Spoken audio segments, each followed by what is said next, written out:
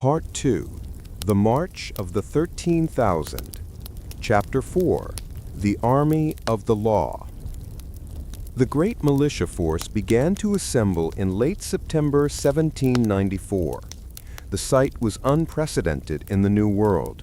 13,000 men, a quarter of the size of the entire U.S. population at the time, drawn from 4 states, marching to enforce a domestic tax law. The mobilization was a masterpiece of Federalist organization, orchestrated primarily by Alexander Hamilton, who rode among the troops, an active participant, savoring the moment of federal ascendancy.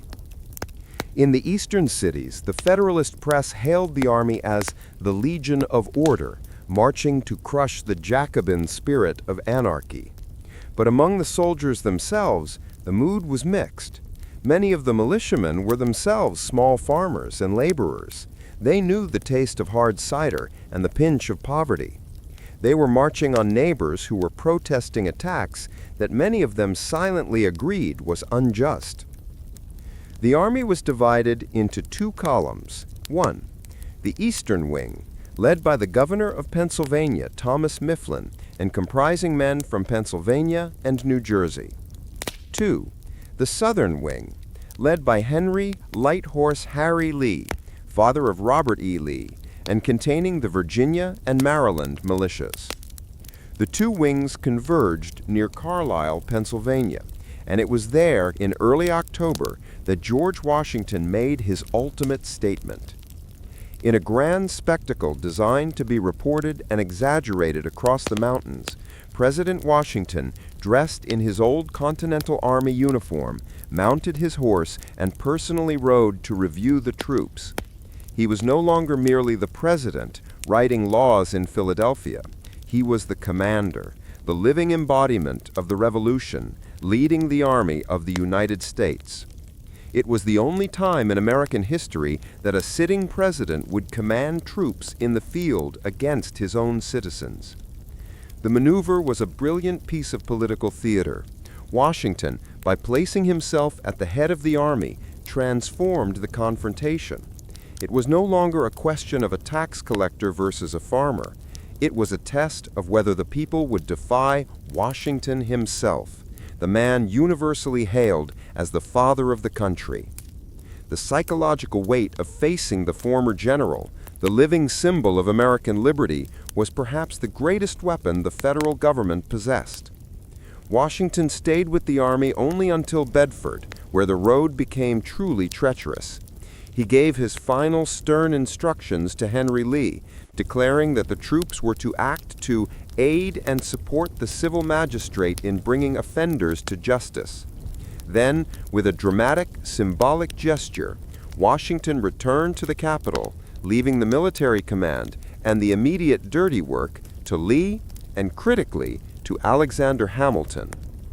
Hamilton, eager to see his financial system secured and the federal authority asserted, essentially acted as Lee's co-commander. The Treasury Secretary who critics claimed sought to establish an American monarchy was now riding alongside the military, ready to prosecute a political war. Chapter 5. The Vanishing Enemy. The march of 13,000 men over the Allegheny Mountains in the late autumn of 1794 was a monumental logistical feat, but it was not a glorious one. The militia was poorly equipped, discipline was lax, and the soldiers suffered more casualties from accidents, freezing rain, and alcohol consumption than they ever would from the rebels. When the massive federal force finally descended upon the Monongahela Valley, the heart of the rebellion, they found a strange, eerie silence. The Whiskey Boys had vanished. The sheer, overwhelming scale of Washington's response had broken the insurgency before a shot was fired. Faced with a professional, unified army commanded by the hero of the Revolution, the rebels' unity evaporated. David Bradford, the firebrand lawyer who had led the attack on Bower Hill, saw the writing on the wall. He gathered his family and fled, abandoning his home and his legal practice, eventually seeking refuge in Spanish-controlled West Florida, present-day Louisiana, where he would later plead for and eventually receive a pardon from President John Adams. Pittsburgh, which the rebels had threatened to sack weeks earlier, was secured without incident. The Federalist army arrived not to a battle, but to a vast, hostile, and utterly defeated populace. Hamilton, determined to extract a victory from the non-confrontation, launched a campaign of mass arrests. "We are not here merely to punish," Hamilton asserted, "but to demonstrate the terrifying omnipotence of the law." In a dark, calculated move, known locally as the Great Roundup, federal troops swept through the western counties in the dead of night, arresting anyone suspected of participating in the rebellion. Hundreds were rounded up, sometimes dragged from their beds in their nightshirts. The methods were often brutal, fueled by the soldiers' frustration at being denied a true fight. Many of the arrested were innocent, swept up in the dragnet simply for being in the wrong place at the wrong time. About 150 men were eventually marched eastward, tied together in humiliating trains across the mountains towards Philadelphia. The spectacle of these wretched prisoners, some bound and blindfolded, others sickly and freezing, being paraded into the Capitol on Christmas Day, 1794, was the final triumphant image Hamilton intended to project. The new federal government had defeated anarchy. Chapter 6: The Trial of Treason and the Final Pardons. The final act of the Whiskey Rebellion played out not on a battlefield, but in the courtrooms of Philadelphia's City Hall, where the Supreme Court met.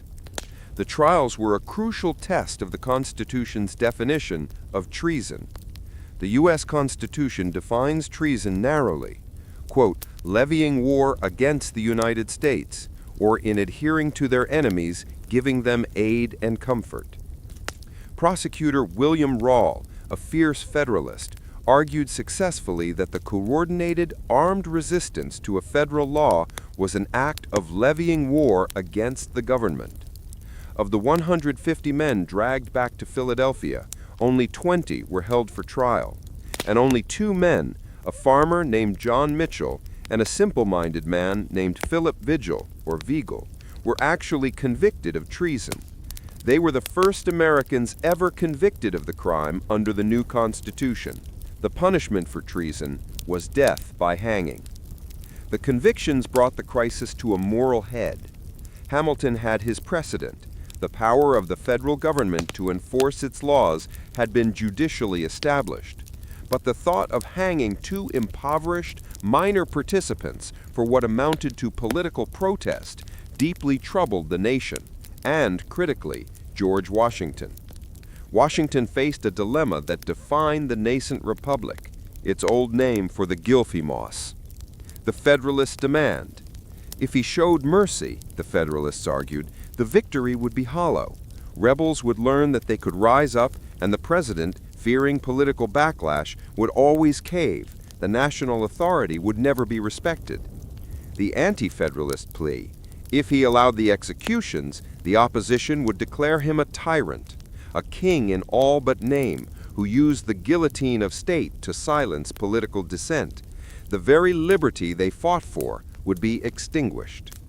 Washington, the pragmatic leader obsessed with national unity, chose the path that would set the highest, most moral precedent. In 1795, he issued full pardons to both convicted men. He described Mitchell as a simpleton and Vigil as having been driven by insanity. The decision was a masterstroke of statesmanship. 1. He used a massive show of force, 13,000 men, to prove the federal authority was capable of enforcing its laws. 2. He used the full weight of the courts, treason convictions, to prove the rule of law was supreme. 3. He used the presidential power of pardon to prove that the new republic was governed by clemency and mercy. The Whiskey Rebellion ended not in a bloody battle, but in a psychological and political victory for the federal system. It was the first, last, and only time a sitting U.S. president has ever personally led an army in the field.